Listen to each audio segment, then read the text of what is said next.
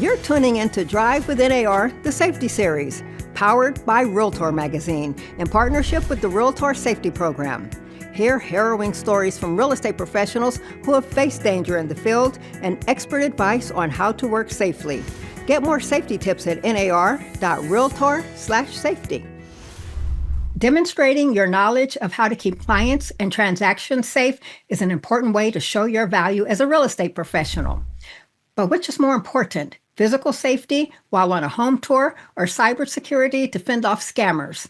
It's not an either-or question. Today, my guest will help you succinctly communicate all aspects of real estate safety so that you can show what you know and build your book of business. Chris Garrett is the 2025 chair of NAR's Realtor Safety Advisory Committee and the 2025 president-elect for the Tennessee Realtors. And Chris Atwell is the 2025 vice chair of the Safety Advisory Committee. Since we have two Chris's, I'm going to call you Chris A and Chris G. Is that okay? That's fine. Okay, thank you both so much for joining today. Thank you. Glad to be here.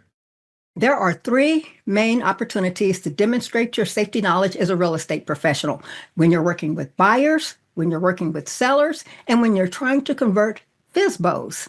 So let's start by discussing the buyer situation.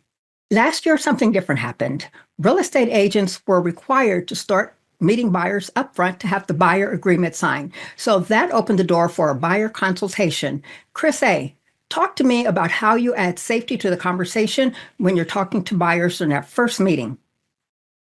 Sure. When talking with buyers, you have to immediately first identify, is this buyer legitimate?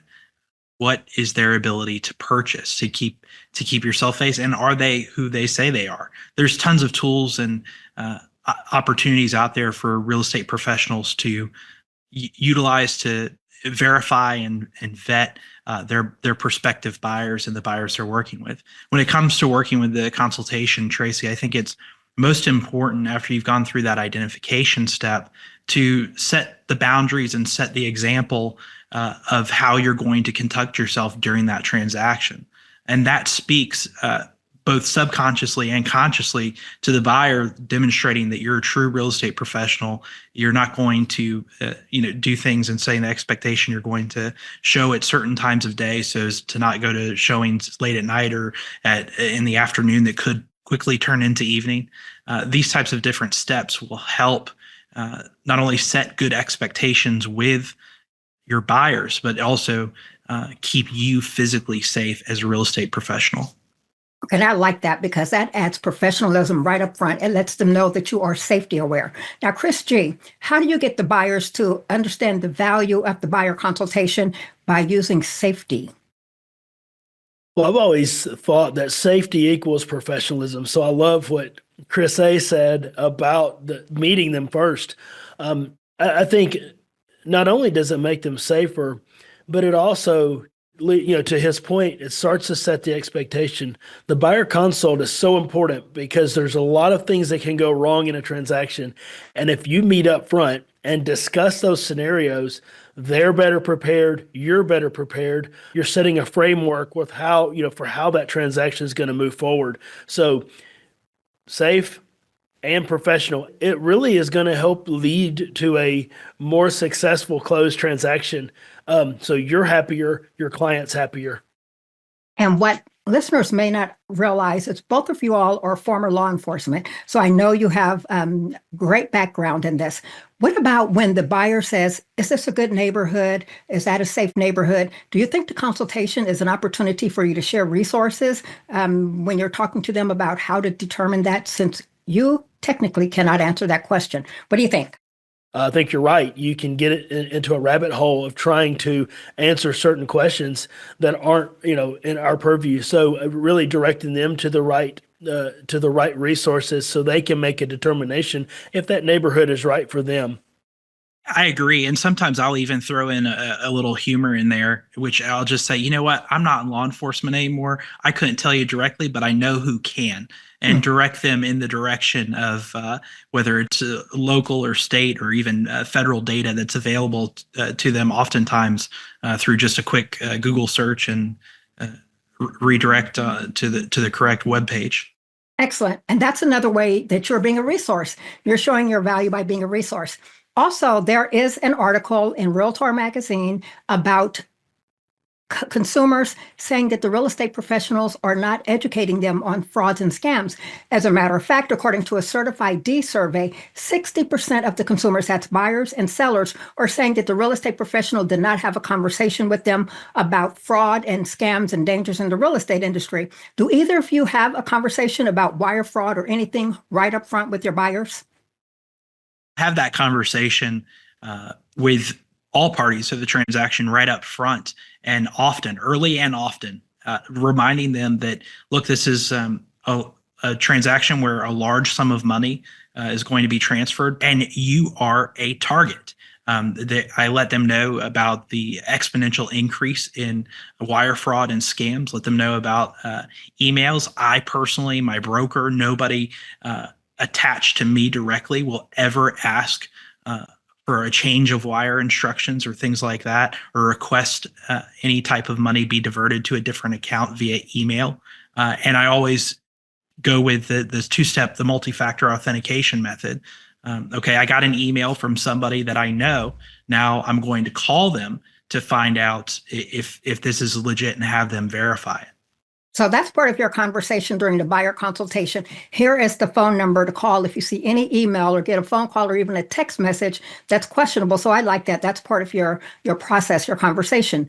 Now, Chris G., that same survey said that 22% of the emails look like they come from the agent. So these wire fraud emails are purporting to be from the real estate agent. Therefore, it increases the liability because consumers said that if they're going to sue someone, they're suing everyone, even the agent. How do you weave that into the conversation during the buyer consultation to let them know how serious this is?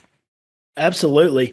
I think one of the things that we've done in Tennessee is we actually have a wire fraud disclosure, a warning disclosure, and that actually takes that client through what the potential pitfalls. They initial it, they sign it. So we're really going a step further so we can actually show, here's how we talked about it, and here was the outcome. I think to his point, the key is to know that we're not ever going to be the carrier of information, including that includes wiring instructions or anything to do with your wire, and to verify it, to call that source and make sure. I had a situation to where we actually had an email come and it looked like it was from the title company. Had all of the logos, everything was perfect except the address. The email address was incorrect and it had some stuff on the end of it that caused it to be fraudulent, and then not from the source that they said it was from. They were actually in line and almost wired $17,000. But luckily, the other agent and myself had a conversation just in time. They did not wire the money, and we resolved it. But that's how close it can happen because it looks legitimate. Wow. So that's an important conversation to have. So thank you for sharing that story. Now, Chris G., talk to your fellow broker owners. Why is it important for them to encourage their agents to have these kind of safety conversations along with the buyer consultation? Well, having a systematic way that we discuss these is the only way that we can ensure that these conversations are happening every time. If you just leave it up to chance, then we're only going to talk about it when we remember it, right? These things are so important because it's not something that the consumer and the client are really normally looking out for. They're excited. They're excited about their new home. They're getting all of these emails. They're being bombarded by all this information. They're getting contacted by the title company, insurance company, the lender, and they're sending documents out. So it's not uncommon for them to see something. It looks like it's a part of the flow of the transaction. And that's how the scammers really take advantage of those situations. So we have to really take that on ourselves to teach our agents for them to be really acute and acutely aware of what is out there and the danger, and then make sure they're talking to the clients about it. Excellent advice. And Chris A., on the NAR.Realtor website, there is a template for an email, and it talks about wire fraud. So that's a warning. Yeah, absolutely. And I encourage broker owners to communicate with each other. If you see something that's suspicious, share that information with the other people in your community. We've seen that be helpful in Florida in particular with vacant land fraud and other different things that were more community or regional specific. And I like that. Communication is key, speaking and talking to one another. So let's talk a little bit about working with sellers. Now, when you're going on a listing appointment, Chris G., how can you add safety to that conversation to give you an edge with that seller? I think it really starts in the listing presentation. There's a few ways that you keep the sellers safe. Their data is one way. The home, how you stage the home, because criminals are looking for. You have family photos up. A lot of times we've talked about removing family photos off the wall because we want to neutralize the property, right? But another reason is for a safety reason, because oftentimes criminals will watch and they know if you have children in your photos, well, there's most likely electronics in the home, right? So they'll gauge the level of interest in a home based on sometimes the photos, because they can probably imagine that there are going to be the types of things that they want to steal in that home. When a home is not occupied, not using the word vacant in your listing, we have started staging a lot of our homes that are not occupied. They look better. Buyers buy on emotion, right? When they walk in, if the house feels good, it's warm, it's homey. So I think they sell for more, they sell quicker, but they also, I believe, keep the home safe. Because a lot of times the criminal will look, house has a bed, it has a table, it has living room furniture, it has pictures on the wall. Hard to tell if someone lives there or doesn't live there. So it's a lot harder to immediately know that that's a home, it's vacant, and that's maybe a target for them to stage a showing to then do harm to an agent. That's more about the harm to the agent, less about going and stealing valuables. Really talking through where to put valuables. Drugs, the pill, oxycodone, those types of pills have been very rampant and being stolen. Making sure that they're not in easily reached places. So getting those locked away, getting weapons in the home locked away, personal information. So just really going through Again, as I said earlier, most buyers and sellers don't do this very often, so they don't understand how they need to have the house prepared in order to keep it safe and to make it look its very, very best.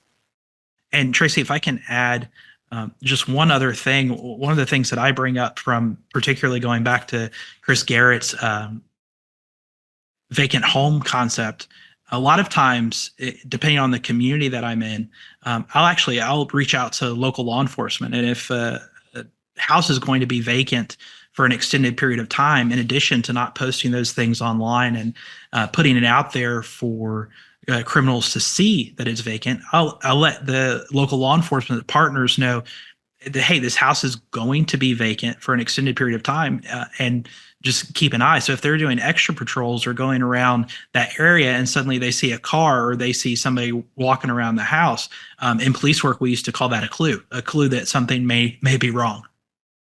Right. And that's another way to add value. That's something you're telling the sellers and even buyers that they had never even thought about. Chris A., you said something that's a little different. You said that your first meeting with the sellers is at your office. And so often real estate agents in this day and age of safety, we talk about not meeting your buyers. Go to a public place, have them meet in the office to increase witness potential. But no one ever really talks about going to the seller's house. And our sister podcast host, Marky Lemons Ryle, she is the one who said to me that real estate agents will go to a stranger's house, ring the doorbell, go inside, and close and lock the door behind them. So you said have them meet at the office. Talk a little bit about that, because that's totally different from what most agents know. Yeah, the office, the point is, just like you, I think even most real estate practitioners or most people that I know wouldn't sell something on Facebook Marketplace or Craigslist just straight out of their house. So kind of using that same logic, go to a public place, particularly if it's not a warm connection. That's a judgment call. and something that the individual real estate practitioner is going to have to make and decide, set those boundaries for themselves. But I definitely encourage people. It's always better to be on the side of safety. And if your office is too far away from the property, find a coffee shop. I'm a huge advocate personally of local coffee. Go find a local coffee shop and consider it, a $7-8 insurance policy to meet with that seller for the first time in a coffee shop or another public place. I always encourage them to keep that safety top of mind and bring the consumer out from their own environment. Right. And so if their gut, their instinct, intuition, sixth sense, flight or flight, spidey sense is saying danger, then that's when they do the research, look up the property records. Okay, so we've talked about ways to add value to the relationship with the buyers, with the sellers, how to lead with safety. Now let's talk a little bit about FSBOs, or some people call them unrepresented sellers. So FSBOs are for sell by owners, and they're the ones who think that this is easy, we can do this on our own. They don't often know some of the dangers that you have educated the buyers and sellers about. So how do you approach the FSBO, Chris A., and let them know that you are here to help them and that safety is important? So typically with for sale by owners, it's either a poor experience that they've had with another real estate professional, perhaps a conflict of personalities, or just a perceived lack of value. So I think coming to them with these things about safety being top of mind, whether it's wire fraud or physical safety, asking them prompting questions. Hey, out of curiosity, I noticed you wrote your own Zillow listing. Great job on the description. But by the way, you know why you may not want to put houses vacant, come or go show in Zillow, and get them to think about it as to why. Well, then you get to take the conversation to the place of, this is the value that I bring to the table. I do this every day for a living. I think I use the example a lot of times. Are you going to do your own root canal because you don't value your dentist? No, everybody understands the value of a good dentist, particularly anybody that's ever had a tooth pain, right? So letting the FSBO know that your value and a cornerstone of that value is rooted in a safety awareness can often help you stimulate a conversation that converts them into being a true customer or client. And what I like about that is that you weren't being rude. You weren't insulting them for trying to sell their own home. You were truly sharing information, and you didn't try to list it or sell it. So I think they appreciate that. Now, Chris G., one thing that I did years ago is I wrote an article about how to convert FSBOs for Realtor magazine. I included a FSBO safety tip sheet, and thousands upon thousands of your fellow agents downloaded that. I tell them to staple their business card to the back, mail it, hand it to a FSBO, or stick it in their doorknob, but do not talk about listing. Don't say I have a buyer. What I had to do recently is I had to update it, and I had to include deep fakes and AI scams and frauds that weren't an issue years ago. I'm talking to them about what you talk to the sellers about, getting valuables out of sight. Can you talk about ways to use any tools, or what your conversation is if you get a FSBO and you get an opportunity to possibly convert them using safety? I think the main thing is oftentimes it's a loved one that's left to hold the door open for a stranger to come into their home. And I don't know what the value of the life is of your family, but to me, it means everything. So knowing who is coming into the home, because that's one of the things we do so well. We know who we're bringing into the home. We know that they've met with a lender, or we have a proof of funds letter. We know they're qualified to buy the home. So what method do these FSBOs use in order to determine the qualification of that buyer, or even that they're a real buyer? So a lot of times, and that's where we do a good job of taking the emotion out of that process, because it's sometimes you feel a little bit afraid to feel like you're almost confrontational when it's you against them, right? They call, I want to see your house. It looks lovely. And you're like, great. Hey, are you pre-qualified before I let you in my door, right? So they don't understand how to have those qualifications. So a lot of times the way we would handle it is like, hey, has anyone taken the time to work with you on your pre-qualification? Are you working with a mortgage company? Are you planning on paying cash? And then you can just ask those questions in a very nice way. That's oftentimes really tough when you're two of the parties that are directly talking to each other because of the emotions involved. I think alluding back to what you said is knowing how to stage the home. Really, even beyond safety is knowing how to price the home, knowing how to negotiate through all of the pitfalls that you have throughout the process. But you could really take safety and make that almost the number one. Understanding who you're dealing with, knowing that we have years of experience, the relationships we built, the experiences that we have, and you're able to bring that wealth of knowledge to that one particular seller. Really hard for a seller to have that kind of knowledge and bring that into their listing when they just don't understand that marketplace. And it's not from ignorance. It's just not something they do every day. It's just like I haven't, I watch YouTube, but I'm not ready to do a root canal, right? I'm around it, but I'm not doing that. I'm gonna leave that to my dentist. So I think that's just them understanding where the value. I think Chris A said this earlier. Where is the value in what we bring? And I think this is a great conversation because so oftentimes we're upset because someone's not using us as a real estate professional. But I think you've hit the nail on the head. It's the value that we bring through, keeping your and your family safe. And then how do you safeguard sometimes people's largest asset? Got it. And before we wrap up with a call to action for your fellow real estate agents, can either one of you talk about an example or situation where you shared your safety knowledge and it made a difference during a transaction? We recently had someone call one of our agents, a female agent, was adamant on her showing the property. No, she wasn't able to show it at the time. She tried to defer to another agent, and the buyer, proposed buyer, was not having it. Well, it really sent up a red flag. So she had called me and said, I don't know what to do. I want to make sure that I'm representing the home to the seller. I'm getting everyone in that needs to be in. And so they ran this person through Forewarn, and come to find out was not who they purported to be. So really, by having a conversation with their leadership inside the office, and we were also in touch with the broker, we're able to avoid potentially a bad situation.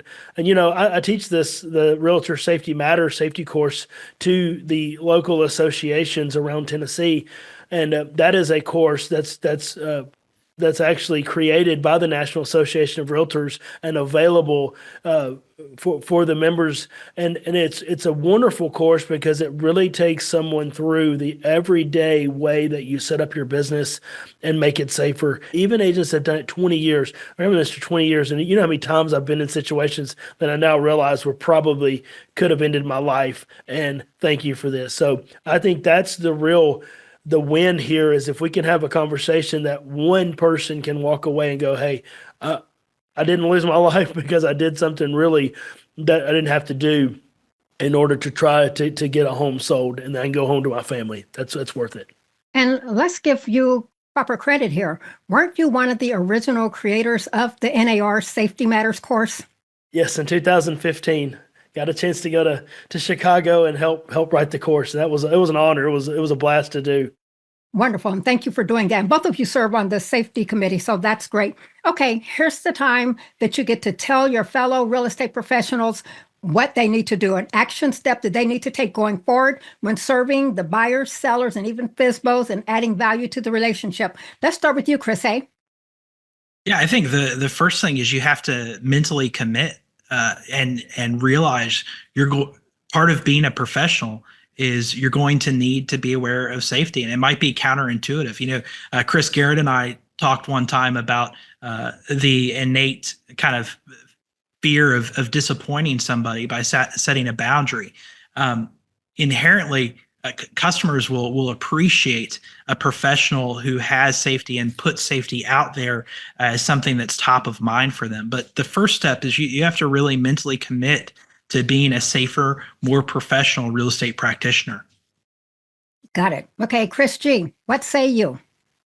3 words: process, process, process. I think you have to have a process for everything. You need a buyer intake process. You need a seller intake process. You need to have a way that you do this business that we do every day the same way. And you have to build safety into that process. And I think it's going to make you more professional. It'll save you money. It'll save you time. You'll be happier, because you're able to vet a buyer. Because many times especially a new agent, they're often desperate for that first deal. So they'll make decisions that some other agents that may not be so desperate would make. So it just take a moment and take your time and do it right. And because what happens is when you set a process up and people keep bumping against your guardrails, at some point that's a red flag, right? Because it's either someone that is meaning to do you harm, or that's someone that's just a jerk. And sometimes you just don't want to work with someone that's just hard to work with, right? They're just not going to listen to your advice when you're talking to them. And it may just be a decision that you make is, hey, we're just not a good fit. But having that process, not only guardrails for that, but it also keeps you safe and it keeps you professional, and you're more likely to have more closings while doing that. Makes sense. Now, keep in mind that we talked about a couple of companies and resources. NAR does not endorse any specific product or service, and we advise you to actually go to the nar.realtor/safety website to look up resources. I want to thank Chris and Chris, both of you, for showing up today, sharing your knowledge and your insights, and telling your fellow real estate agents how to work safely, how to add value to the relationship with the consumers, and how to lead with safety. Thank you both so much. Thank you. Thank you so much, Tracey. I want to thank you all so much, and everyone, stay safe. Thank you for joining us on Drive with NAR, the Safety Series. New episodes drop every month at magazine.realtor/drive or wherever you get your podcast. Members are encouraged to use only those safety tools in which they're properly trained. Additionally, the views, opinions, and concepts described on this podcast are for informational purposes only and should not be construed as legal advice on any subject matter. We encourage listeners to consult with their own legal counsel. Find more safety resources at nar.realtor/safety.